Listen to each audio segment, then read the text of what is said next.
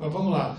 Me coube falar sobre contracepção em situações especiais. O professor Hugo já falou uma parte do que eu vou falar, né? Muito bem falado sempre.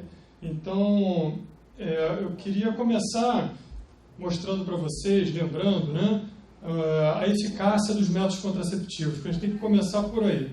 O que cada método tem de eficácia como contraceptivo. E a gente pode ver, se divide mais ou menos em 3 grupos, né? O primeiro grupo, que seriam os mais eficazes, são aqueles de longa duração, né? Geralmente são os implantáveis, porque ele não vai ter interferência do uso da paciente, né? Então a gente pode ver aqui que estatisticamente 1% de chance de gravidez em quem usa esses métodos, ou menos, no máximo uma em cada 100 mulheres. Já nos métodos os mais usados, né, os hormonais principalmente, a gente chega a ter até 9% de falha, obviamente pelo uso inadequado do método. Se a gente for ver o uso ideal, são métodos muito eficazes. Só que no dia a dia a gente sabe que falha por várias questões, né? A gente vai falar um pouquinho mais à frente. E os que têm o maior número de falhas, diafragma, as próprias camisinhas e o diafragma, os mais conhecidos. Um dado da Fertility Sterility antigo, mas só para representar bem isso, né, que uma mulher sem contracepção deve conseguir engravidar em cerca de 85% dos casos. Uma paciente usando anticoncepcional oral combinado, né, dos que a gente mais prescreve. O uso ideal, 0,1% de falha. Agora, olha só, quando é o uso típico, chega a quase 8%.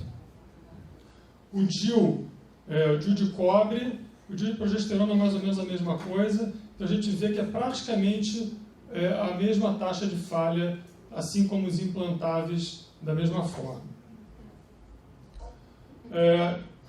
Rapidamente eu trouxe aqui algumas observações sobre o DIU, né, para a gente tentar desmistificar um pouco o método. Cada vez mais a gente vê a indicação de DIU, principalmente o DIU medicado, né, às vezes até um pouco exagerado, mas é um método que está sendo amplamente utilizado hoje em dia. As infecções, né, que eu acho que é um temor que as pessoas têm em relação à infecção relacionada ao DIU. Está provado que essas infecções, quando existem, elas estão relacionadas ao momento da inserção do DIU. E a gente vai ver mais à frente que a chave da questão é rastrear essa paciente antes de inserir o DIU. Se ela tem um quadro clínico sugestivo de uma infecção, principalmente uma cervicite, ela tem que ser tratada e voltar para inserir o DIU após o tratamento. Algumas vezes fazer rastreio molecular para saber se tem ou não tem infecção pode ser uma indicação, mas pelo menos o diagnóstico clínico e tratamento empírico deve ser feito. O risco de doença inflamatória pélvica não está aumentado em paciente usuário de DIU, que era um grande mito isso, né? Só um de 3 trabalhos, de 3 revisões grandes, mostrou bacteremia transitória algumas horas após a inserção do DIU, sem repercussão clínica depois. Isso é estudo clínico, então pegaram os grupos, colher sangue de todo mundo, ver se tem bactéria circulante ou não, mas não representou nenhuma infecção sistêmica, apenas bactéria circulante. Usar antiprofilaxia na inserção ou remoção do DIU em pacientes somente em elevado risco de endocardite. Tá? Isso também é questionável. Tá? A gente vai ver que isso não é uma verdade absoluta, mas se admite em pacientes com prótese mecânica valvular, por exemplo, cardíaca, você aventar a possibilidade de fazer uma profilaxia antibacteriana, não está errado, mas somente nesses casos. E em caso de doença inflamatória pélvica, havendo-se a possibilidade real de não tirar o DIU. Você trata e, se não responder bem ao tratamento, se retira o DIU. Era quase uma verdade absoluta também, que o paciente com DIU, com doença inflamatória pélvica, a primeira coisa é tirar o DIU. Nem deve, porque se você tirar o DIU antes de começar o antibiótico, você vai aumentar a chance de ter uma bacteremia. Aqui é o grande temor de quem prescreve, de quem usa contraceptivo hormonal, e que é um dos que a gente mais usa hoje em dia, são os contraceptivos hormonais, principalmente os combinados. E o maior temor vai ser em relação à trombose, seja ela venosa ou arterial, e tem a ver também com a TH, como o Hugo bem falou. O maior temor do uso de hormônio são as tromboses. Para exemplificar um pouquinho aqui, publicação antiga também numa revista boa. Risco relativo e risco absoluto foi o que o Hugo mostrou aqui. A gente precisa tentar lembrar que existe o risco relativo e o risco absoluto. Risco relativo é a chance da paciente ter determinado evento. Na população geral, a chance de ter um tromboembolismo venoso seria 1. Então, a gente pega mulheres grávidas, o risco relativo dela ter trombose aumenta em 12 vezes. Basta ela estar grávida. Acho que todo mundo sabe disso. Agora, vamos para o risco absoluto. E, na população geral, são 4 a 5 mulheres em 100 mil por ano que vão desenvolver trombose venosa. Quando a gente vai ver as grávidas, que aumentou em 12 vezes o risco relativo, passa para em torno de 50 mulheres em 100 mil. Ok, aumentou muito, mas foi de 5 para 50 mulheres num universo de 100 mil. Quando a gente fala que aumentou 12%, a tendência da gente é falar, caramba, é muito grande o risco. Ele é maior. Mas será que, se fosse assim, nenhuma mulher engravidava? Isso daí, quando é exposto à população, houve um aumento de 1.100%, porque passou de 1 para 12. E esse número assusta, se você não sabe interpretar. 1.100%. De 1 para 12 isso aqui, né? 11 vezes mais. Se você jogar 12% em cima de 100 mil, realmente é um aumento. Não, era 1, passou para 12. 12 é um número 11 vezes maior que 1. Isso. 1 era 100%, então são 1.100%. Então, agora vamos aqui em relação à pílula anticoncepcional. Tira isso aqui que não existe mais praticamente, né? Anticoncepcional de baixa dosagem, que é o que a gente usa hoje. Olha só. Se você comparar com a grávida, né, não é esse risco todo que se fala. Estou falando em pacientes de um modo geral. Tá? A gente vai falar um pouco à frente de casos específicos. Se ela tiver fatores de risco aumentado, olha aqui, fator 5 de Leiden homozigoto, que sabidamente é uma situação de predisposição muito alta. Passa de 1 para 80 vezes o risco, aí seriam cerca de 350 a 400 mulheres em 100 mil, que é muito, também não é essas coisas todas, mas é muito. Vamos convir que é uma situação de risco aumentado. Agora, olha aqui, quando a gente pega um fator de 5 Leiden com anticoncepcional, a gente não sabe se ela tem, né? Não é indicado rastrear trombofilia antes de começar a anticoncepcional, a gente sabe disso. Mas se der o azar dela ter, realmente aumenta bastante o risco dela desenvolver uma trombose. E é o que acontece normalmente. Quando a gente vai pensar, então, um infarto agudo do miocárdio, que não deixa de ser uma trombose também, né? O que a gente tem que levar em conta, basicamente, é a idade. Né? Pacientes com menos de 35 anos têm um risco baixo. Né? Mesmo fumantes em uso de anticoncepcional oral, que teoricamente é uma bomba, né? Ela passaria de 5 em 100 mil para 40 em 100 mil mulheres ano. Agora, quando elas são maiores de 35 anos, né? Não fumantes e uso de anticoncepcional, ela iguala as de menor idade fumantes com uso de anticoncepcional em risco. Né? Então, a gente tem que levar em consideração a idade também ao prescrever pílula anticoncepcional. Entre outras coisas que a gente vai conversar mais à frente. Isso aqui é uma publicação do Lancet, uma revista conceituada. Então, como o Hugo falou, para TH serve para contracepção hormonal, contracepção de modo geral, principalmente hormonal, individualizar sempre, né, e pensar sempre no risco e no benefício, partindo do pressuposto que qualquer um deles é uma intervenção que tem prós e contras. Não é água com açúcar que ela está tomando. Mesmo água com açúcar teria contraindicação também.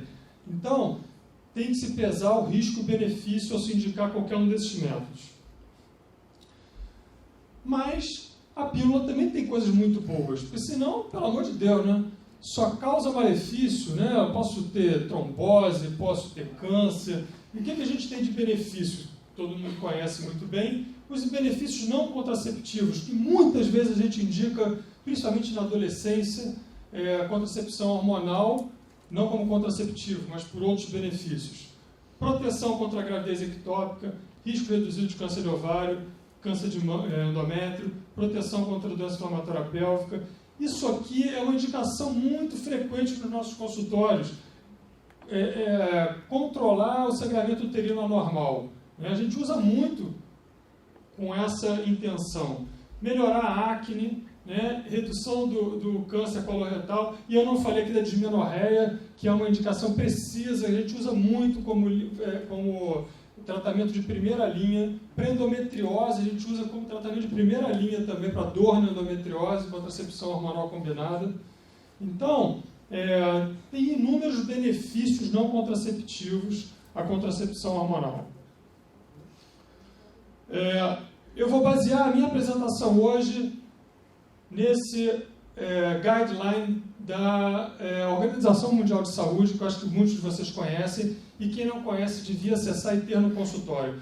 Porque da mesma forma que a TH, a gente tem que cada vez mais expor isso tudo para as pacientes. E a gente pode mostrar para elas e elas vão olhar ali na frente. Hoje em dia todas elas têm computador, é muito fácil também acessar na internet. Se entrar no site da WHO, vai estar lá o guideline de uso de contracepção hormonal em situações especiais, situações clínicas. Então, são 4 categorias, onde a categoria 1 não tem problema nenhum usar o método, a categoria 2 é um método normalmente utilizado, sem muita restrição, né? É só o risco-benefício. A categoria 3 é uma categoria que não deve usar o método, contudo, se não usar, ela vai estar sob um risco maior ainda, dependendo da situação, então se pesa a indicação do uso, mas normalmente não está indicado. E a 4 é proscrito o método. E aí, me desculpem pelo tamanho, eu vou ler para vocês, tá? Porque são 3, é uma tabela grande. Pedro, me desculpe, ele está me... Pô, está enxergando aqui. Aqui é a idade. Eu circulei aqui contracepção hormonal, né, combinada, porque é o que vai ter o maior impacto nas doenças, em relação à trombose. Mas a gente pode ver aqui, em relação à idade, da menarca aos 40 anos de idade, a Organização Mundial de Saúde classifica pílulas combinadas, ou anel, ou PET, como categoria 1, maior de 40 anos como categoria 2. Isso quer dizer que é um método liberado pela Organização Mundial de Saúde, se for pensar só na idade. Então, uma paciente de 42 anos, preciso prescrever pílula. Pode usar? Pela recomendação, pode. Se for mais de 40 anos, pode, mas sempre pesar o risco-benefício. Tá? Câncer de mama. Tem outras doenças benignas. Doença benigna não tem problema nenhum aqui. Doença benigna da mama, categoria 1. Agora aqui, câncer de mama, atual, 4, só o DIU de cobre. Tá? Paciente com história de câncer de mama, sem evidência de recorrência durante 5 anos. 3 e 1. Então, em relação a câncer de mama, o que é recomendado é DIU de cobre. É o melhor método para pacientes com câncer de mama.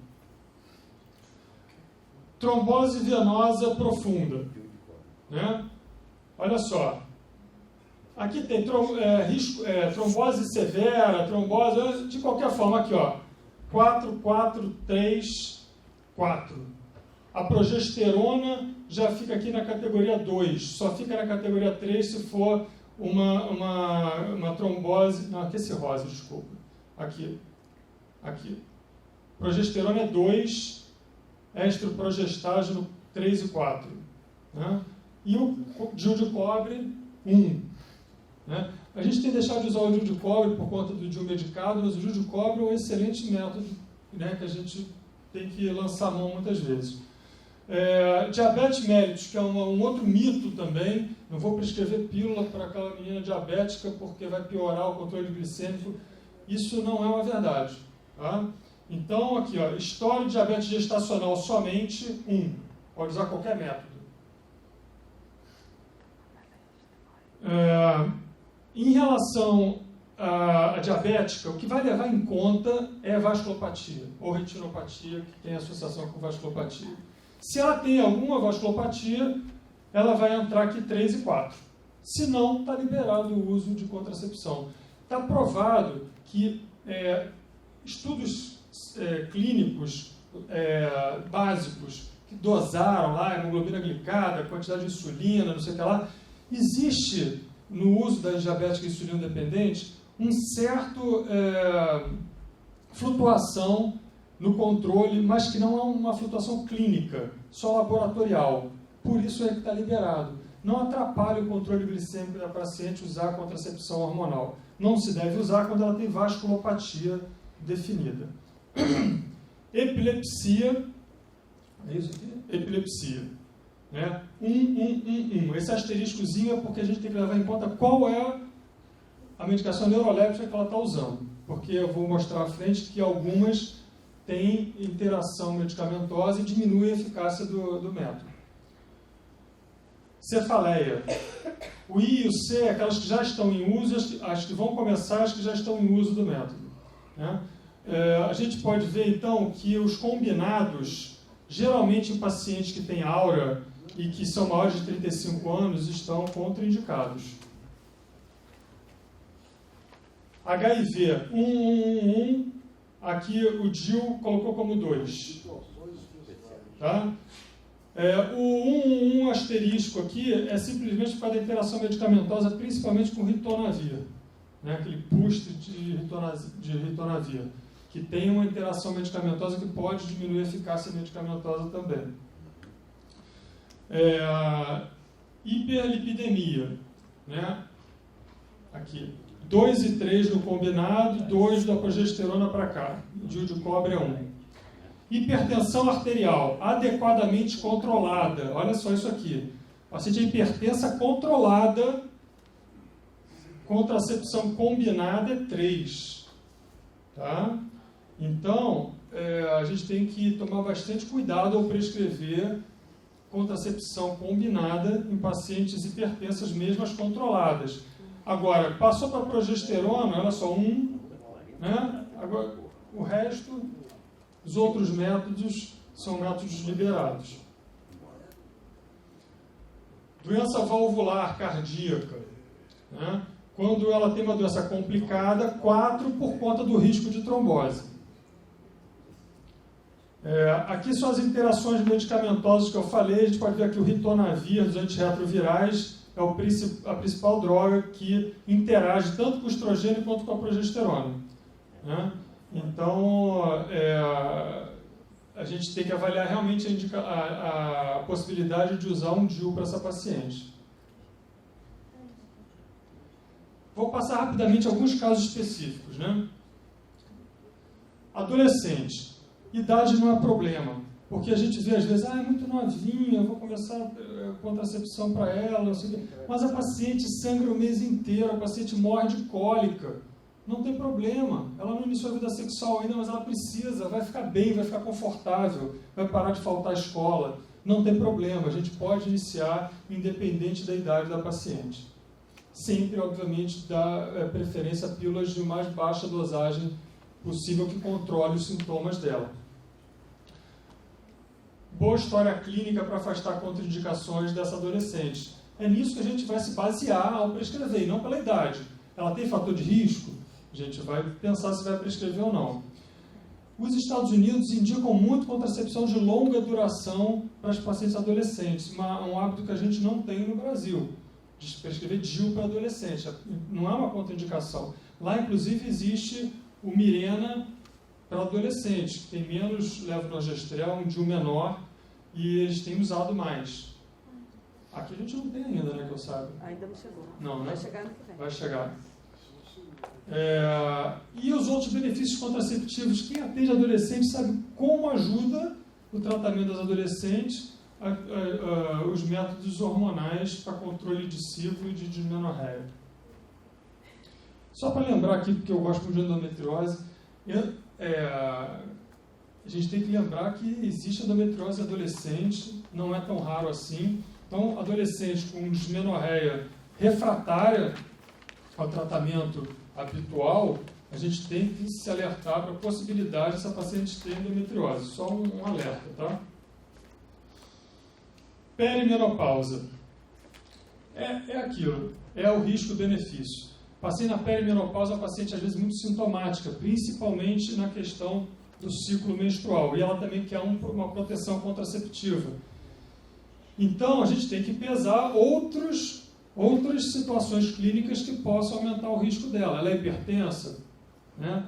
Ela tem algum passado trombótico, tem história de câncer de mama, e aí a gente vai pesar se vale a pena fazer uma contracepção hormonal para ela ou não. Ou faz só com progesterona, né?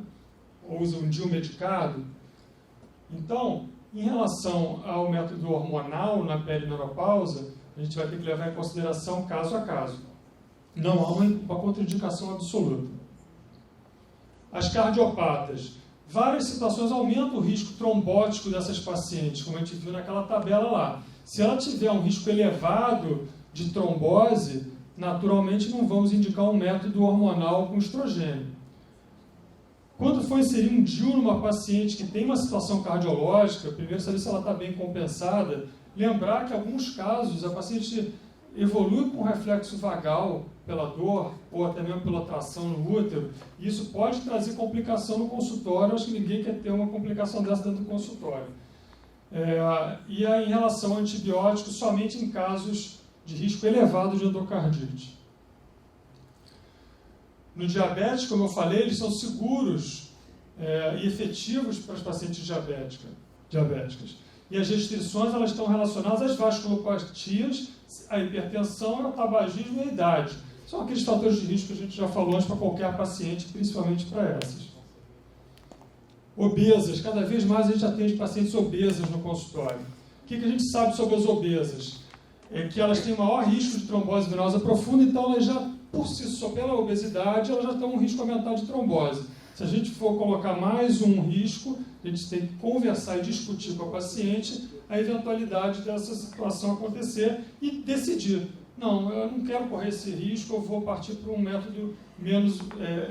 Porque que acontece? Às vezes ela precisa também de controle de ciclo. E a progesterona não é um bom método para controle de ciclo. Por mais que a gente saiba que a gente usa em algumas situações, mas o estroprogestágeno é melhor para controlar ciclo, né, naturalmente. A redução da eficácia contraceptiva de métodos hormonais tem sido muito discutida hoje, porque parece, isso não está batido o martelo ainda, mas parece que essas pacientes obesas metabolizam mais os hormônios. E com isso pode cair a eficácia contraceptiva para essas pacientes. Nas pacientes operadas de cirurgia bariátrica, lembrar das síndromes desabsortivas.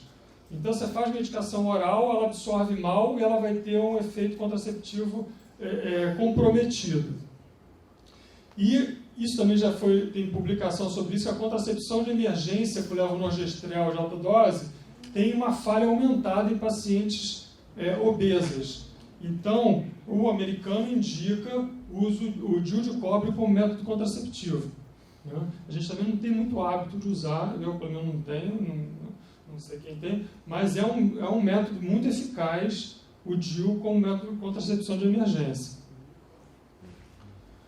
Epilepsia, essas são as medicações que têm uma interação grande com estrogênio e progesterona e que devem ser evitados a contracepção hormonal nas pacientes que usam essas drogas. São muitas, né? Então, o paciente usa droga neuroléptica, então vamos olhar, né? Ninguém pega o livro, abre a internet, vamos ver se tem interação medicamentosa. Não é vergonha nenhuma, porque às vezes, eu não vou olhar, porque senão a paciente vai achar, não, eu não sei de cor todas as drogas que têm interação. Vamos olhar aqui?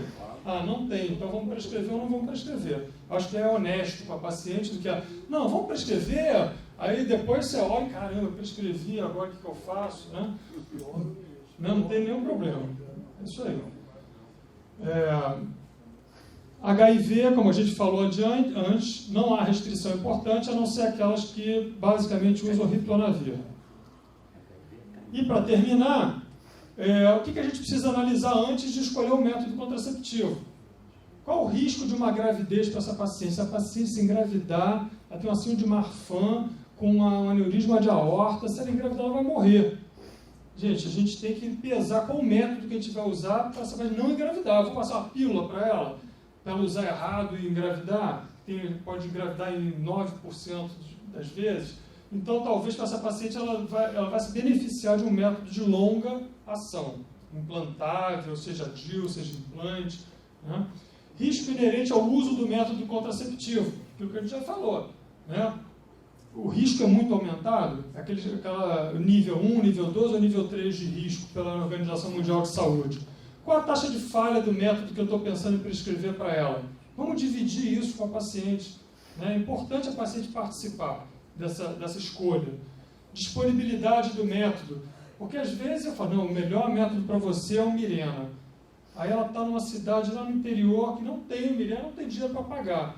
Ela vai ficar super, poxa, eu precisava, mas não tenho. Então a gente tem que levar isso em consideração também. Os benefícios não contraceptivos. Isso é fundamental, porque ela quer contracepção, mas ela também quer melhorar a cólica, ela também quer melhorar a pele, ela tem outras intenções com o uso desse contraceptivo. Né? Qual a preferência dela? Tem pacientes que não querem usar hormônio, o hormônio vai me poluir, então não quero nada hormonal. Tem que levar em consideração isso e respeitar a vontade da paciente. Proteção contra DST. Pacientes com alta exposição, múltiplos parceiros, profissional do sexo, a gente tem que lembrar disso ao prescrever um método contraceptivo.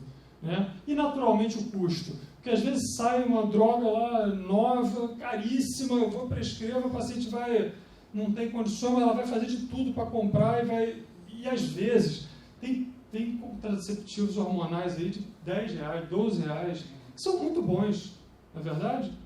E a gente esquece, né? Porque vão entrando novos. O poder da indústria farmacêutica. É isso aí. Então, a gente precisa dela, mas a gente precisa lembrar, na hora de prescrever para os pacientes, que existem opções de baixo custo com alta eficácia também. Acho que é isso, gente. Porque ser rápido.